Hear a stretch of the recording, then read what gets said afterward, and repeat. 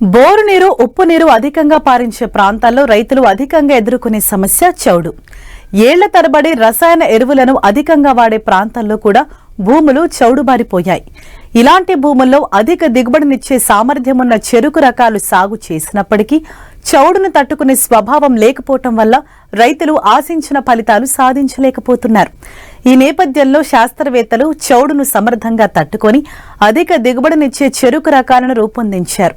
ఆ వివరాలేంటో ఇప్పుడు తెలుసుకుందాం.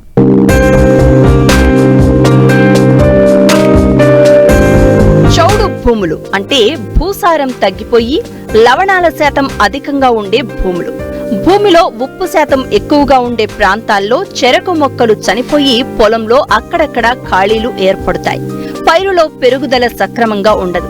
రసాయన ఎరువులు వేసిన మొక్కల వేర్లు క్షీణించి ఉండడం వల్ల పోషకాలను తీసుకోలేవు. విత్తనం సరైన మోతాదులో పెట్టిన మొక్కల సాంద్రత తక్కువగా ఉంటుంది. ఈ భూములను బాగు చేసుకునేందుకు రైతులు ఒక క్రమ పద్ధతిలో చౌడు నివారణ చర్యలు చేపట్టాలి. అంతేకాదు ఇప్పుడు చౌడు భూములకు అనువైన చెరకు రకాలు 81V48, కోటి 8201, కో 7219, 81A99, 93A145, 99A30, 83V15, 97A85 రైతులకు అందుబాటులో ఉన్నాయి. వీటిని ఎన్నుకుని సాగు చేస్తే మంచి దిగుబడులు పొందే అవకాశం ఉందని తెలియజేస్తున్నారు విశాఖ జిల్లా కొండెంపూడి కృషి విజ్ఞాన కేంద్రం శాస్త్రవేత్త డాక్టర్ వి గౌరీ. రైతు సోదరులు చౌడు భూముల్లో ఈ చెరుకు సాగును చేపట్టాలనుకున్నప్పుడు కొన్ని ప్రత్యేకమైన జాగ్రత్తలు అనేవి తీసుకోవాలి.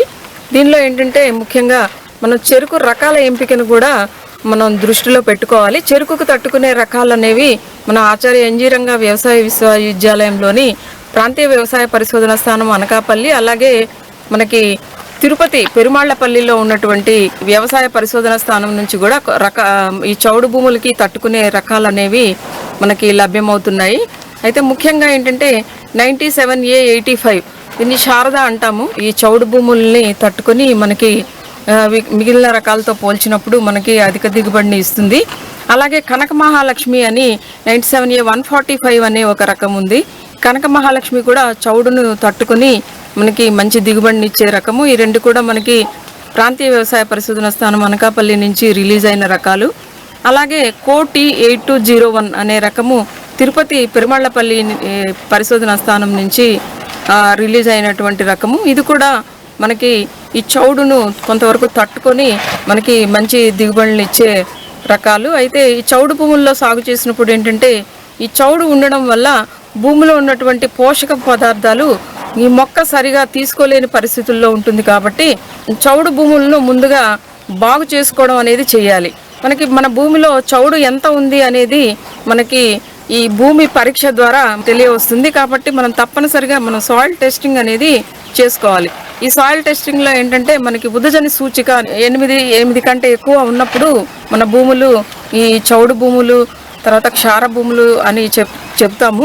ఈ ఉదజని సూచికను బట్టి ఈ జిప్సం అనేది మనం ఈ చౌడు భూముల్ని బాగు చేసుకోవడానికి మనకి దొరికేటువంటి రిక్లమేషన్ మెటీరియల్ అన్నమాట. పొలం ఖాళీగా ఉన్నప్పుడు మనం పొలాన్ని మడులుగా చేసుకొని దానిలో బాగా నీరు అనేది ఎక్కువగా పెట్టుకొని దాంట్లో ఒక ఎకరానికి 1 టన్ను చొప్పున ఈ జిప్సంను మనం ఉంచుకొని అలాగా 2-3 రోజుల పాటు ఆ జిప్సాన్ని ఆ నీళ్లల్లో నానేలాగా ఎక్కువ నీళ్లలో మడుల్లో ఉంచి దాన్ని తర్వాత ఆ నీటిని పక్క పొలాలకు కాకుండా మురుగు పోయే కాలువల ద్వారా దూరంగా మనం పంపించేసినట్లయితే మనకి చౌడు అనేది చాలా వరకు తగ్గుతుంది. ఈ రకంగా మనం చౌడును తగ్గించుకునే మార్గాలు చేసుకుని ఆ తర్వాత మనం పంట కానీ విత్తుకున్నట్లయితే మనకి పంట దిగుబడి ఎక్కువగా వచ్చే అవకాశం ఉంది. వీటితో పాటు మనం పచ్చిరొట్ట పంటలైనటువంటి జనుము, జీలుగా ఇలాంటి పంటలను మనం వేసుకొని వాటిని పూత దశ వచ్చినప్పుడు 45 రోజుల వయసులో భూమిలో కలియ దున్నేసుకొని తొందరగా కుళ్ళడానికి ఎకరానికి 10 కిలోల చొప్పున సింగిల్ సూపర్ ఫాస్ఫేట్ కానీ దాని పైన చల్లుకున్నట్లయితే మనకి తొందరగా డీకంపోజ్ అయిపోయి భూమిలో కర్బన శాతాన్ని పెంచి అలాగే ఈ చౌడును చాలా వరకు ఇరగగొడుతుంది. కాబట్టి మనం ఈ రకంగా జిప్సంని అప్లై చేసుకోవడము, అలాగే ఈ పచ్చిరొట్ట పంటలను పెంచుకోవడం అనేది తరచుగా ప్రతి సంవత్సరం అలా ప్రాక్టీస్ చేస్తూ ఉంటే గ్రాడ్యువల్గా మనకి చౌడు అనేది తగ్గే అవకాశం ఉంటుంది. అలాగే సాగు పద్ధతులు చేపట్టినప్పుడు కూడా మనం పోషకాలు దీనికి ఎక్కువగా అవసరమవుతాయి కాబట్టి యూరియా నత్రజనిని యూరియా రూపంలో, అలాగే భాస్వరాన్ని సింగిల్ సూపర్ ఫాస్ఫేట్ రూపంలో, అలాగే పొటాష్ను మ్యూరేట్ ఆఫ్ పొటాష్ రూపంలో మనం అందజేస్తూ ఎక్కువ మోతాదులో మనం అందజేసినట్లయితే కొంత పోషకం వృధా అయినప్పటికీ మొక్కకు కొంత పోషకాన్ని తీసుకొని మనకి మంచి దిగుబడి రావడానికి అవకాశం అనేది ఉంటుంది.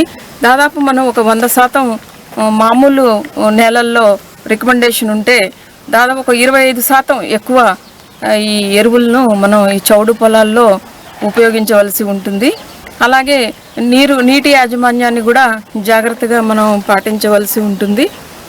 కాబట్టి చౌడు భూముల్లో ఈ రకంగా ప్రత్యేకమైన యాజమాన్య పద్ధతులను చేపట్టి మంచి దిగుబడులను సాధించడానికి అవకాశం ఉంటుంది.